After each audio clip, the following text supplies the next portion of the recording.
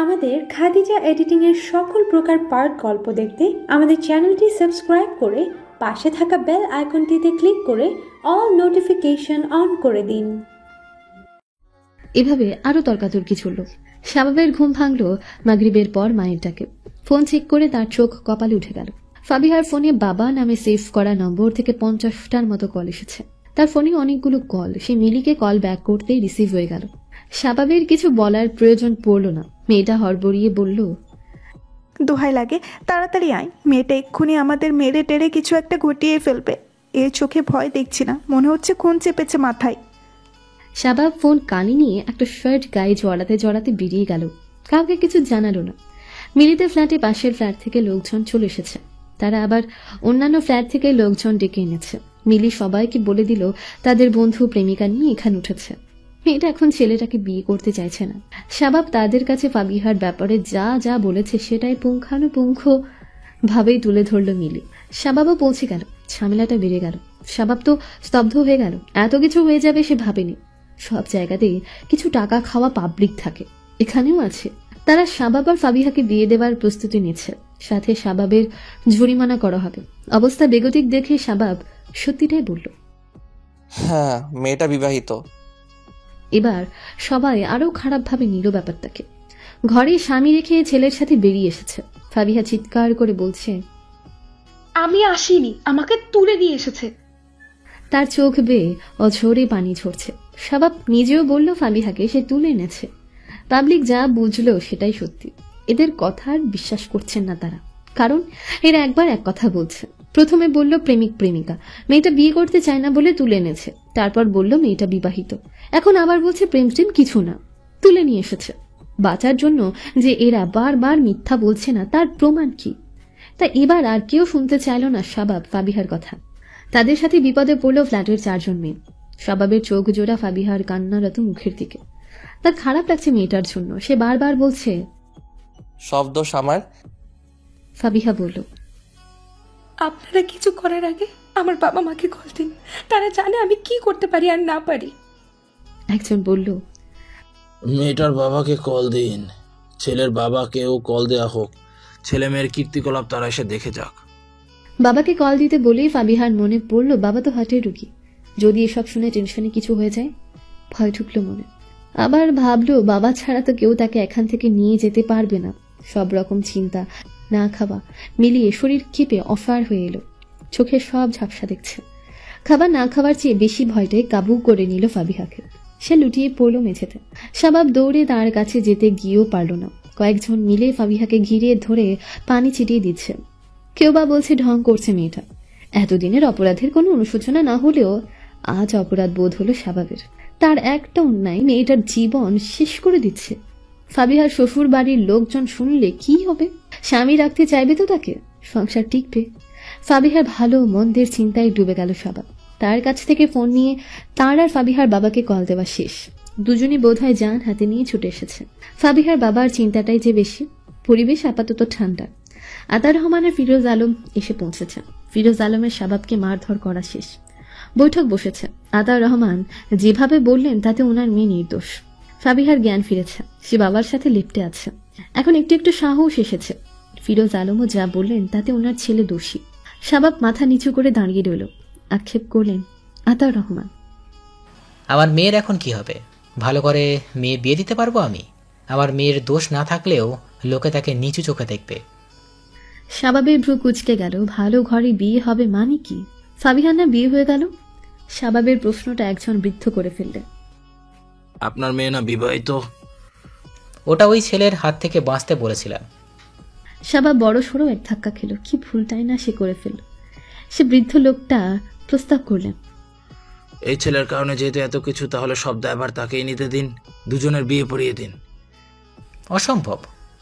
আতার রহমান তীব্র প্রতিবাদ করে উঠলেন। ফিরোজ আলম নিজেও বললেন, আমি নিজেই নিজের ছেলের উপর ভরসা করতে পারছি না। আর উনি কিভাবে করবেন? অন্য ফয়সালা করুন। অন্য কি ফয়সালা করবো? হ্যাঁ, আপনার ছেলেকে তো পুলিশে দেব, কিন্তু মেয়েটার কি হবে?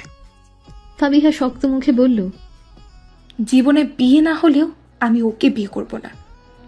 তাকে ধমকে উঠলেন বৃদ্ধ লোকটি। জীবনের বুঝো কি মেয়ে? তোমার জীবনের সিদ্ধান্ত নেওয়ার জন্য তোমার বাবা আছেন, কথা বলছো কেন তুমি? আতার রহমান একরোখা ভাবে বললেন, আমি তো ওই ছেলের হাতে আমার মেয়ে তুলে দিব না। রাত বাড়ছে অথচ কোনো সিদ্ধান্তে আসা যাচ্ছে না। বৃদ্ধ লোকটা শাবাবের দিকে তাকালেন, খ্যাঁক করে উঠে বললেন, কি শাস্তি নেবে তুমি? শাবাব দৃষ্টি নিচের দিকে রেখেছে তো আর তুলছেই না। সে নিজেও বুঝতে পারছে না তার জন্য কেমন শাস্তি উপযুক্ত। ফিরোজ আলম আর আতার রহমানের উপর সবটা ছেড়ে দেওয়া হলো। ফিরোজ আলম নিজের ছেলের উপর ভরসা করতে পারছে না। আতার রহমান মেয়ে বিয়ে দেবেন না, এদিকে কিছু একটা সিদ্ধান্ত না নিয়ে লোকজন তাদের উঠতে দিচ্ছে না। বৃদ্ধ লোকটা আতার রহমান আর ফিরোজ আলমকে বুঝিয়েই যাচ্ছে। দেখুন বাবারা, এখন বিয়ে না দিলে পরে ঝামেলা আরো বাড়বে। অনেকে ভিডিও ধারণ করে রেখেছে, এসব ইন্টারনেটে ছাড়লে ছেলে তো বুক ফুলে হাঁটবে, মেয়েকেই মুখ লুকিয়ে বাঁচতে হবে। তার চেয়ে বরং ছেলে যেহেতু মেয়েটিকে বিয়ের জন্য এতটা মরিয়া হয়ে উঠেছে, তাই উচিত হবে বিয়ে পড়িয়ে দেওয়া, যদি ছেলের সুমতি হয়। আতার রহমান বললেন, ওনার ছেলের সুমতির জন্য কেন আমার মেয়েকে বলির পাঁঠা হতে হবে? বৃদ্ধ উঠতে উঠতে বলল, আমি যাচ্ছি বাবু, তোমরা দেখো এদেরকে ছাড়ো পাও কিনা। এমন জায়গায় এসে পড়ছো সব দালাল, একটাও এখন কিছু একটা না ঘটিয়ে তোমাদের উঠতে দেবে না, সাথে পয়সা হুসুল।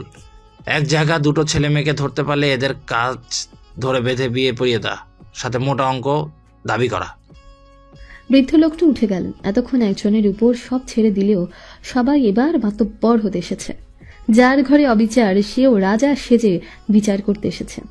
একজন এগিয়ে এসে বলল, এতক্ষণ অনেক দেখেছি, ছেলেমেয়ে যেমন বাবারাও তেমন। ছেলেমেয়ের পাপ ঢাকতে তারাও মিথ্যে জুড়ে দিয়েছে। আজ বিয়ে দিয়ে পবিত্র হয়ে এখান থেকে বের হবে, নয়তো ছেলেমেয়ে দুটোকেই পুলিশে দেব, সাথে তাদের বাপদেরও মুখে কালি মাখবো। শাবাব এবার ক্ষেপে গেল। বারবার এক কথা কেন বলছেন? বললাম তো সব দোষ আমার। সবাইকে যেতে দিয়ে যা শাস্তি দেয়ার আমাকে দিন। লোকজন এসে শাবাবকে চড় বসিয়ে থাপ্পড় বসিয়ে দিল। অবস্থা ক্রমেই খারাপের দিকে যাচ্ছে। সে বৃদ্ধ লোকটা এক পাশে দাঁড়িয়েছিলেন।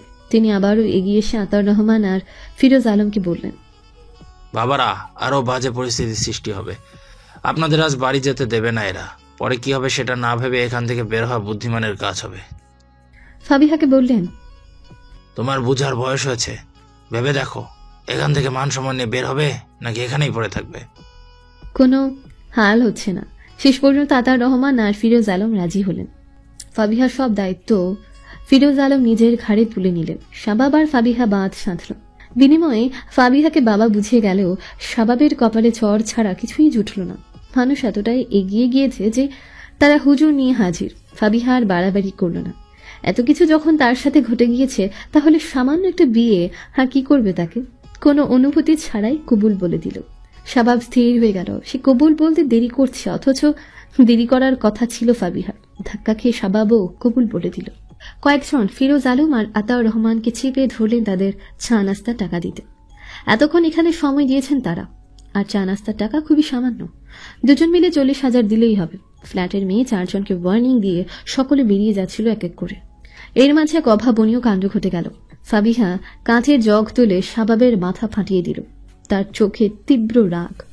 শাবাব ব্যথা স্থানে হাত দিয়ে রক্ত চোখে রক্তের দিকে তাকিয়ে রইল। সকলেই স্তব্ধ। ফাবিহার ভাবগতি খুবই খারাপ। সে আরো কিছু ঘটিয়ে ফেলতে পারে।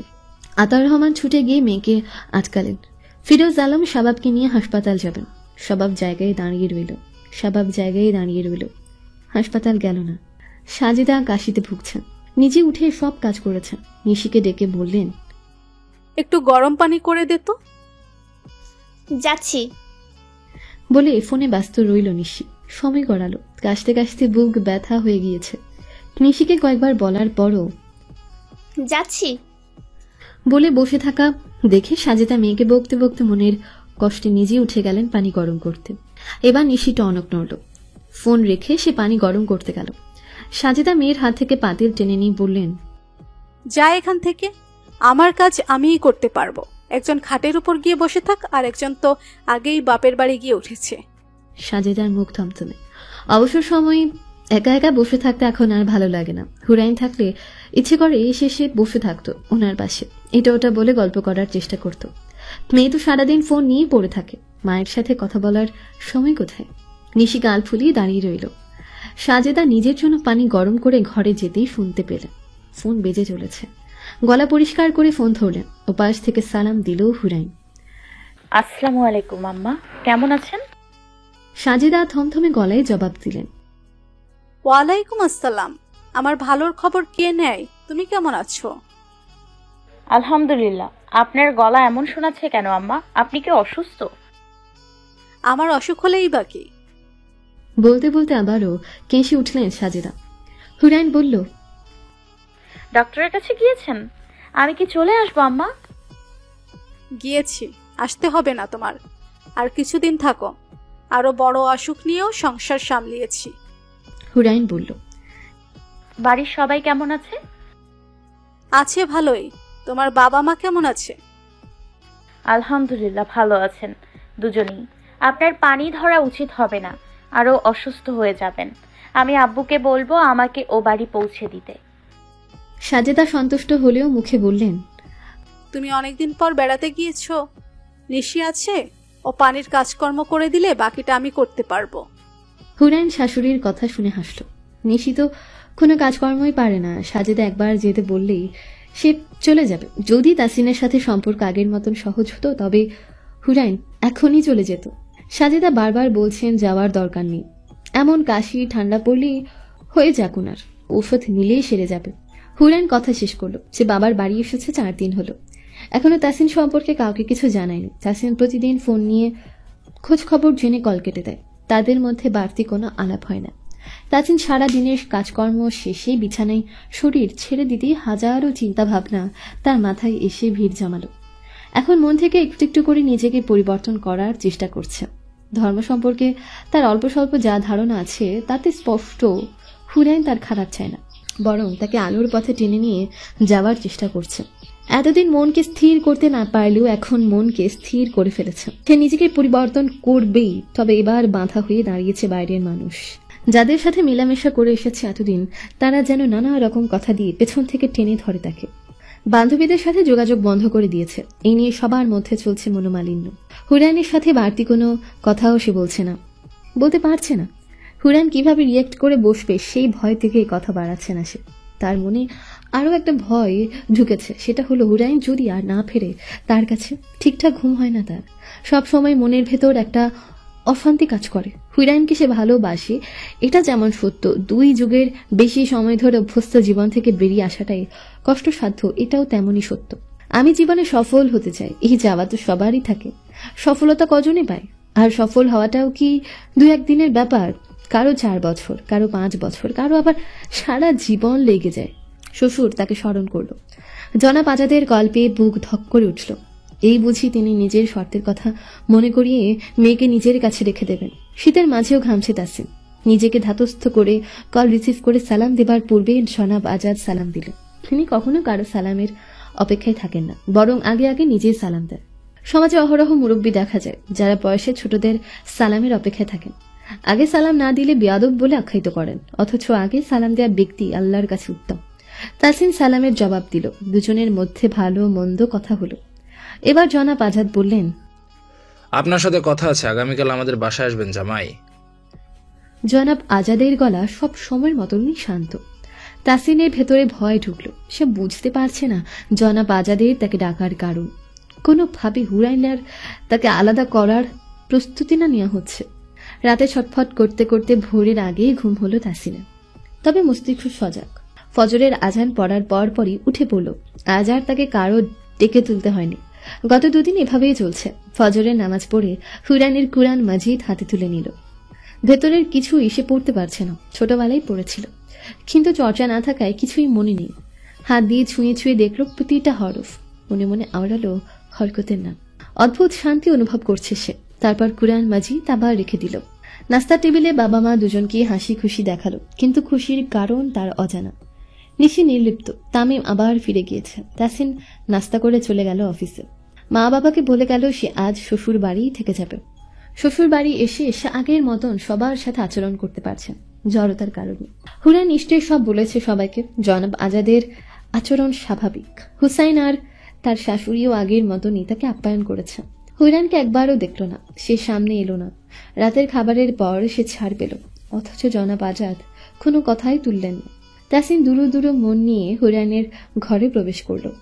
মাথার কাপড় সরিয়ে রেশমি কালো চুলে মাত্র হাত দিয়েছে হুরায়ন। তার এক হাতে চিরুনি। তাসিন দরজায় দাঁড়িয়ে পড়ল। হালকা শব্দ পেয়ে ঘুরে তাকালো হুরায়ন। তাসিন চোখ নামিয়ে নিল। হুরায়ন সালাম দিল। সালামের জবাব দিয়ে তাসিন ভেতরে ঢুকে বিছানায় বসে পড়ল। হুরায়ন চুল বেঁধে এগিয়ে এলো। তার দিকে তাকালো তাসিন। দীর্ঘশ্বাস ফেলেই হুরায়নের হাত দুটো চিপে ধরল হাতের মুঠোয়। চোখ ঝোড়া অশান্ত ভাব। অস্থির গলায় বলল, আমার সময় লাগবে হুরাইন, আমি চেষ্টা করছি নিজের পরিবর্তনের, তুমি প্লিজ ফিরে চলো। তাসিনের চোখে ভয়। হুরায়ন মনোযোগ দিয়ে পরখ করল। তারপর বলল, আপনি আগে বলুন কাকে ভয় পাচ্ছেন? তাসিন থমকে গেল হুরায়নের প্রশ্নে। অতঃপর সময় নিয়ে বলল, আমি দুটোতেই ভয় পাচ্ছি, আল্লাহকে ভয় পাচ্ছি, সাথে তোমাকে হারানোর ভয়টাও পাচ্ছি। হুরায়ন বলল, যদি আপনার কথা সত্য না হয়? কি করলে বিশ্বাস করবে? আমি আপনার পুরো পরিবর্তন চাই, একজন দিনদার মানুষ হিসেবে দেখতে চাই। তাহলে আমি আর আপনার সন্তান দুজনেই আপনার কাছে ফিরব। ভোঁ ভোঁ করে মাথা ঘুরতে থাকলো তাসিনের। হুরায়নের কথা মাথার উপর দিয়ে গেল। তাদের সন্তান আসলো কোথা থেকে? মাথায় আরেকটু চাপ দিতে সবটা জলের মতন পরিষ্কার হয়ে গেল। তার চোখ জোড়া ঝলমল করে উঠল, সাথে ভিজে উঠল পানিতে। হুরায়নের হাত ছেড়ে দিয়ে দু হাতে হুরায়নকে আগলে নিল। শক্ত করলো বাঁধন, যেন ছেড়ে দিলে সে পালিয়ে যাবে। হুরায়ন নিজেও বাঁধন ছাড়ার চেষ্টা করল না, অনুভূতি প্রকাশ করতে দিল তাসিনকে। মিনিট 5 যেতেই তাসিনের হাত ছাড়িয়ে দেওয়ার চেষ্টা করে বলল, ছাড়ুন আমাকে। তাসিন বাঁধন আরো শক্ত করল। এবার আর ছাড়বো না তোমায়। হুরায়ন বলল, আমি আপনার সাথে ফিরব না। যেদিন আমার মনে হবে আপনি পরিপূর্ণ সঠিক পথে চলছেন, কোনো গাফিলতি হচ্ছে না, সেদিনেই আমি আপনার সাথে ফিরব। এবার কিন্তু আমার প্রতি জুলুম হয়ে যাচ্ছে হুরাইন। আমি জুলুম করছি না, আপনি নিজেই নিজের উপর জুলুম করছেন। এখন ঘুমিয়ে পড়ুন। তাসিন আহত চোখে তাকালো। লাভ হলো না, হুরায়নের মন নরম হলো না। এখন তার কথাই শুনতে হবে তাসিনকে। শুয়ে পড়ল। আজ তাড়াতাড়ি ঘুম এসে পড়ল। হুরায়ন এপাশ ওপাশ করছে। তাসিনের ঘুম এসেছে বুঝতে পেরে তার দিকে ফিরল। চুলের ভাঁজে হাত চালিয়ে বলল, আমি চাই আপনার সাথে থাকতে। তার জন্য আপনাকে পরিপূর্ণ দিন পালনে অভ্যস্ত হতে হবে। আমার ভয় হয় যদি আবারও নিজের দেয়া কথা আপনি ভুলে যান। তাই যে পর্যন্ত না আপনি নিজের ভালো বুঝতে পারবেন, নিজেকে পরিবর্তন করতে পারবেন, ততদিন আমি ফিরব না। হাত নিয়ে তাসিনের গলা ছড়িয়ে ধরল। আস্তে করে একটা পা তুলে দিল তার শরীরে। তারপর ঠোঁট টিপে হাসল। নড়ে চড়ে উঠল তাসিন। সাথে সাথে চোখ বন্ধ করে ঘুমের ভান ধরল হুরায়ন। যেন সে ঘুমের ঘোরে তাসিনের গায়ে হাত পা তুলে দিয়েছে। তাসিনের ঘুমের ঘোরে শক্ত করে জড়িয়ে ধরল তাকে। ফজরে আজ তাসিনকে ডাকতে হলো না। সে নিজ থেকে জেগে অজু করতে গিয়েছে দেখে হুরায়ন অবাক হলো, সাথে খুশি হলো বেশ। সাজিদা বেগম খবরটা শোনার পর খুশি হয়েছেন বোঝা গেল, কিন্তু তিনি নিজের খুশিটা পুরোপুরি প্রকাশ করতে নারাজ। হুরায়নকে বলে সাবধান করে দিলেন, এভাবে চলবে, ওভাবে চলবে, ঠিক মতো খাবে। তারপর হুরায়নের মায়ের সাথে কথা বলেও সবটা বুঝিয়ে দিলেন বেয়ানকে। হুরায়ন আশার আলো দেখছে। সে পারেনি। তাদের সন্তানের আগমন যদি ওই পরিবারের মানুষগুলোর একটু একটু করে হৃদায়ত আনতে পারে, সুসংবাদ পেয়ে সকলের মাঝে সে অল্প অল্প পরিবর্তন লক্ষ্য করেছে। কেবল নিশি ছাড়া। সবাবকে জোর করে হাসপাতালে নিয়ে ব্যান্ডেজ করিয়ে নিলেন ফিরোজ আলম। ফাবিহাকে আতার রহমান বাড়ি নিয়ে গিয়েছেন। শাবাবকে নিয়ে ফিরোজ আলম বাড়ি ফিরতে সুরাইয়া তুল কালাম বাঁধালেন। তিনি তো কিছুই জানেন না, কান্নাকাটি জুড়ে দিল। ভেবেছেন শাবাব মারামারি করে এসেছে। আব্বা কেন গেলে মারামারি করতে? ফিরোজ আলম দাঁতে দাঁত চেপে বললেন, মারামারির চেয়ে বেশি কিছু করেছে তোমার ছেলে, বউ ধরে মাথা ফাটিয়ে দিয়েছে। সুরাইয়া কান্নার মাঝে খেকে উঠলেন। এই তুমি আবল তাবল কথা বলবে না। আমার ছেলের বউ আসবে কোথা থেকে? তোমার ছেলে আজ বিয়ে করেছে। সুরাইয়া বিশ্বাস করলেন না। শাবাবকে জিজ্ঞেস করলেন, তোর বাবা কি বলছে আব্বা? এই লোকেরে কি জিনবুত আচর করেছে নাকি? শাবাব দৃষ্টি নিচু করে দাঁড়িয়ে আছেন। সুরাইয়া রেগে গিয়ে বললেন, বাপ বেটার দুটুকুই আজ ঘরে জায়গা দেব না। বের হ, আমার প্রশ্নের উত্তর দে।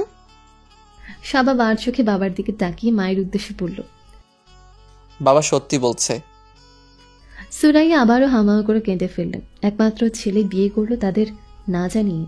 আবার বলে কিনা বউ তার মাথা ফাটিয়ে দিয়েছে। কি ডাকাত মেয়ে বিয়ে করলো রে।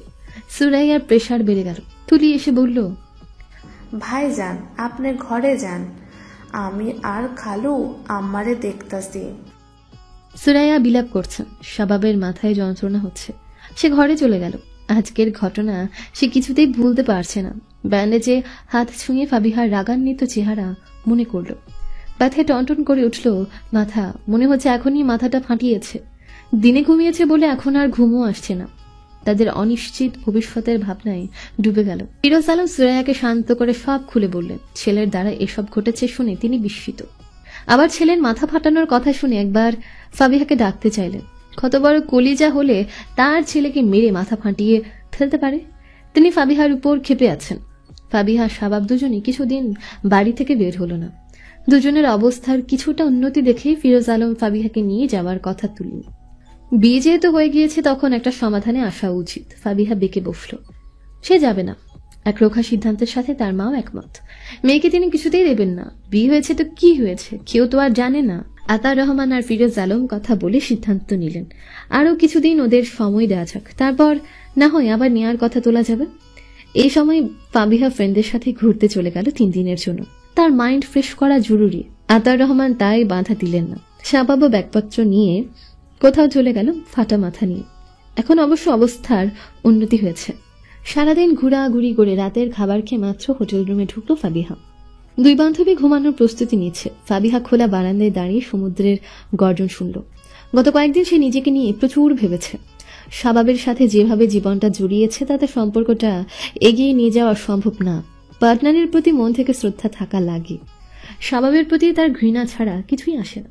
প্রথম দিকে শাবাবকে স্বাভাবিকভাবে না করলেও সে তার আচরণে মাত্রা ছাড়িয়েছে।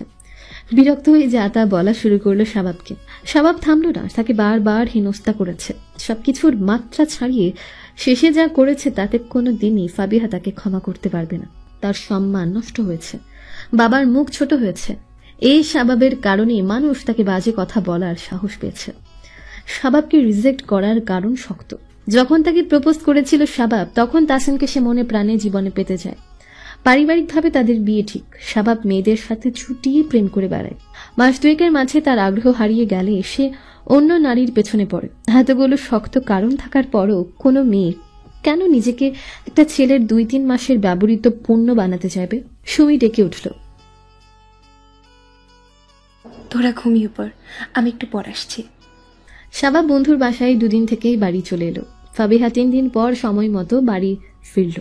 আতার রহমান মেয়েকে নিয়ে বসলেন। শান্ত হয়ে বললেন, কি করতে চাস তুই? ফাবিহা ভ্রুকুচকে বলল, কোন ব্যাপারে? তোর শ্বশুর যে তোকে নিতে এলো সেই ব্যাপারে। ফাবিহা বিরক্ত হয়ে বলল, বাবা তুমি কি আমায় বোঝা মনে করছো? তাহলে বলে দাও আমি কোথাও চলে যাই। মাঝে মাঝে আদরের সন্তানের কাছে বাবা মাকে কঠিন হতে হয়। আতার রহমান গম্ভীর মুখে বললেন, কোথায় যাবে তুমি? কোথায় যাওয়ার জায়গা আছে তোমার? জানি না। তখন আর বাবা মা লাগবে না? ফাবিহা চোখ বুজে বলল, বাবা প্লিজ আমাকে বলো আমি কি করব। বাবার দিকে তাকাতেই তিনি লক্ষ্য করলেন ফাবিহার চোখ জোড়া অসহায়। তিনি ফাবিহার মাথায় হাত রেখে বললেন, বিয়ে হয়েছে, এটা কোনো সাধারণ পুতুল খেলা নয় মা। তোমার উচিত একবার সুযোগ দেওয়া। সবকিছু এতটা সহজ ভাবছো, ততটা সহজ নয়। ফাবিহা স্তব্ধ হয়ে গেল। বাবা কিভাবে তাকে এমন কথা বলতে পারে? কিসের সুযোগ দেবে শাবাবকে? কোনো অধিকার না থাকার পরও সে যা করেছে এখন তো সুযোগ পেয়ে স্বামীর অধিকার খাটিয়ে দ্বিগুণ অত্যাচার করবে। বাবার উপর অভিমান হলো তার। কঠিন গলায় বলে দিল, তাদের আসতে বলো, আমি যাব তার সাথে। আতার রহমান দীর্ঘশ্বাস ছেড়ে বললেন, রাগ করে নয়, ঠান্ডা মাথায় করো সব। এখন তুমি চাইলে সংসারটা যেন তেন করে ভাঙতে পারবে না। তারা যদি স্টেপ নেয় তোমাকে ঘরে তোলার, তুমি যদি না যাও তাহলে বিয়ে ভাঙার জন্য নিশ্চয়ই একটা বৈঠক হবে। আর সেখানে সবাই বলবে আগে 2 জনের সময় নিয়ে সবটা ঠিক করার চেষ্টা করো। যেভাবেই হোক তোমাকে শাবালের ঘরেই যেতেই হবে। এরপর যদি মনে হয় কিছুই ঠিক হচ্ছে না, তুমি তখন চলে আসতে পারো। তুমি বাবার উপর রাগ করো না। আমি না পারলেও বৈঠকে সবাই তোমাকে ওইখানে যাওয়ার জন্য চাপ প্রয়োগ করবে। মানুষ যখন অতিরিক্ত রাগে থাকে তখন কোনো ভালো কথাও তার মাথায় ঢোকে না। ফাবিহারও হলো তাই। আতার রহমান মেয়েকে শাবাবের দিকে জোর করে ঠেলে দিচ্ছেন না, যাতে অন্যরা মেয়েকে না বলতে পারে। তুমি আগে সংসার করে দেখেছো? শাবাবকে তিনি নিজেও পছন্দ করেন না, কেবল মেয়ের ভালোর কথা চিন্তা করে এই ঝুঁকিটা নিচ্ছেন। ফিরোজ আলমকে পরদিন আসতে বললেন আতার রহমান। তিনি শাবাব বা সুরাইয়া কাউকে নিয়ে আসেননি। ফাবিহা চুপচাপ ফিরোজ আলমের সাথে বেরিয়ে গেল। মায়ের কাছ থেকে বিদায় নিলেও বাবার সাথে কথা বলল না। ফাবিহার মা রাত থেকে স্বামীকে কোচলে ফেলেছেন। মেয়েকে তিনি শাবাবের হাতে কিছুতেই তুলে দেবেন না। এখনো যা পারছেন বলে যাচ্ছেন। যে পুরুষ মুখ বন্ধ রাখতে পারে সংসার জীবনে, সেই বোধহয় সবচেয়ে সুখী। কেননা এখন মুখ খোলা মানে স্বামী স্ত্রীর মাঝে যুদ্ধ সৃষ্টি হওয়া। তার চেয়ে বরং মুখ বন্ধ রেখে চুপচাপ সব সহ্য করে যাওয়া ভালো। ফাবিহা চলে যাওয়ার পর থেকে কিছুই খেল না তার বাবা মা। আতার রহমান ভেতরে ভেতরে চিন্তায় অস্থির, মুখে কিছুই প্রকাশ করছে না। ফাবিহাকে নিয়ে বাড়ি ফিরতে সুরাইয়া বউ ঘরে তোলার আগেই হাঁকিয়ে গেলেন। তুমি নাকি আমার আব্বার মাথা ফাটিয়েছ? ফাবিহা অচেনা নারীর মুখের দিকে তাকিয়ে রইল। ফিরোজ আলম স্ত্রীকে বললেন, শাবাবের মা, আগে যা হয়েছে বাদ দাও এসব। কেন বাদ দেব? আমার আব্বা আমার একমাত্র ছেলে। আমার ছেলের কিছু হলে ওর মা কি আমাকে একটা ছেলে দেবে? কি আবোল তাবোল কথা বলছো তুমি? ছেলের শাশুড়ি তোমাকে ছেলে দেবে কেন? তুমি চুপ থাকো।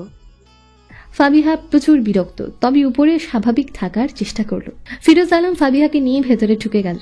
তুলিকে ডাকতে হলো না, সে আগে এসেই হাজির।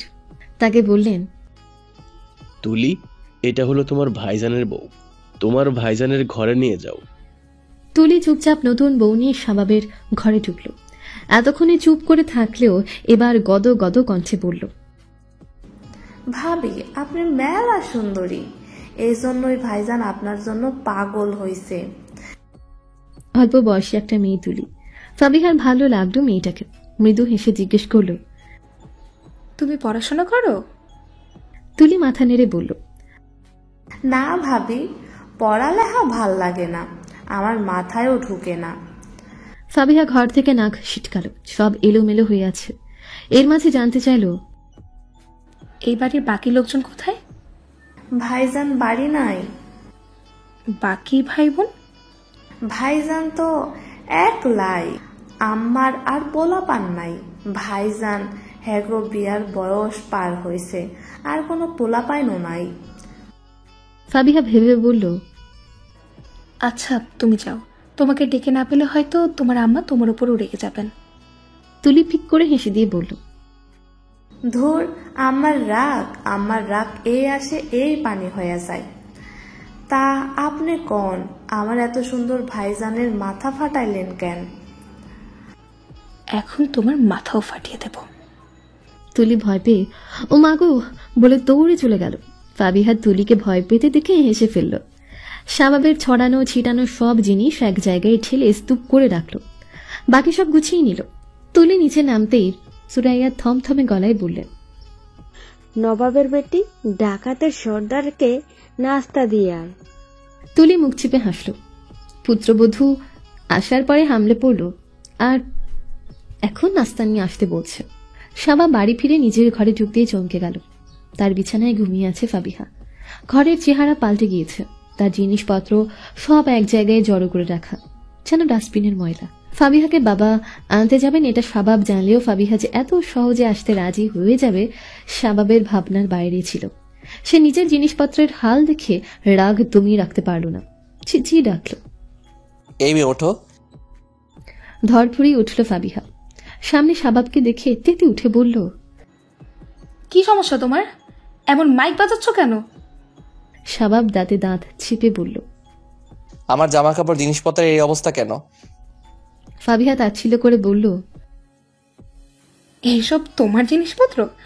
আমি ভাবলাম ডাস্টবিনে ফেলার জন্য ময়লা জমা রেখেছ। ফাবিহার কথা শুনে শাবাবের রাগ আরো বাড়ল। বলল, তুমি কিন্তু বাড়াবাড়ি করছো ফাবিহা। কি বাড়াবাড়ি করছি? শোনো, আমি শান্তি চাইছি, দয়া করে শান্তি দাও। তোমার সাথে কথা বলার কোনো ইচ্ছে আমার নেই। শাবাব চোখ ছোট করে তাকালো, কটমট করে বলল, তোমার সাথে কথা বলার মনে হচ্ছে আমার খুব ইচ্ছা। আমারও তো তোমার সাথে কথা বলার ইচ্ছে নেই। এখন আমার বিছানা ছাড়ো। বিছানা ছাড়বো কেন? আমি ঘুমাবো। তো আমি কি তোমার চোখের পাতা টেনে খুলে রেখেছি? শাবাব অতিষ্ঠ ভঙ্গিতে বলল, তুমি সামনে থাকলে আমার মাথা ব্যথা বেড়ে যাবে। দয়া করে এখান থেকে যাও। অন্যের লাইফে মাথা দিতে আসলে তো মাথা ব্যথা তো হবেই। ফাবিহার কটাক্ষ করে বলা কথার প্রত্যুত্তরে শাবাব বলল, আমার রাগ ওঠাবে না ফাবিহা। তোমার সাথে কথা বলতেই আমি বিরক্ত হচ্ছি।